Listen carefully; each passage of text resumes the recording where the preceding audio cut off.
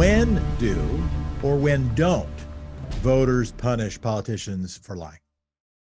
I think they don't punish first when they share a party, right? Party ID is a hell of a drug. And so I think that if somebody who they identify with, that they share a party with, they are going to give that person a lot of leeway and are going to want to actively avoid punishing them because it's punishing that leader, right, by saying negative things about them, withholding their vote, whatever it might be, reflects badly on them, right? Why would you be in the same party as them? This, and now you're criticizing them. And what we found, and Candace and I have done work on this, Jared and I, where we find that when people flip flop, and so this is, I think, pretty analogous to lying. So when a leader changes position, as long as they're changing that position to the position that you like, they don't care that it came after a flip flop. And I think the same thing is true of lying. If they're lying, but they're saying something that you like to hear, I think you don't want to punish them. You're like, no, I kind of like the conclusion that they're reaching. I like the policy that this is advancing. I really don't care what this person is saying. I'm getting the outcome that I want, right? So in the thing that inspired this paper, right, the family separation, I vividly remember that press conference where I think it was probably the DHS secretary was saying, we have no ability to stop this unilaterally. I remember vividly picking up the phone and calling Jared and saying, we need to get Candace on this because, oh my gosh. But to me, that was a blatant lie. We know that that's not true. But I think the people hearing it might have, at home might have been like, that sounds really implausible that the president cannot do something about this. But they didn't care because they liked that policy. They liked the idea of being really tough at the border. And so I think they were very reluctant to punish. On the other hand, right, if you hate that politician, if you're not in that party, it's really fun to call that politician out for lying. But it's just all about what your party is and what position you like. I appreciate the analogy. Trump wasn't punished for becoming anti-abortion. Obama wasn't punished for becoming pro same-sex marriage, right? That's really helpful. But please continue.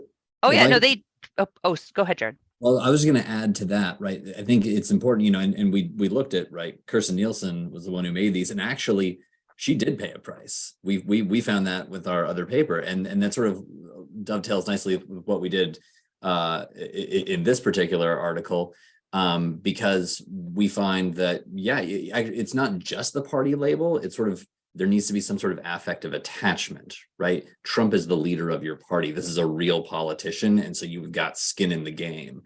And if it's some generic hypothetical Republican and you're a Republican, you may not really feel that strong of an attachment. I think right now about like George Santos or whatever name he's going by right now, I couldn't tell you.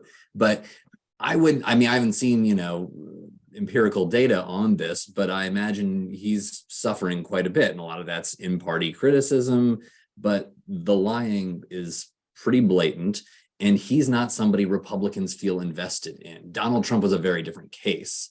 And so it's when you kind of have that mixture of both, there's, whether there might be a lie, but you really, really, really like this person. And actually, and to be fair, Democrats will say Donald Trump was lying, but they didn't like him before. So it's not like the lie really had a cost among them either.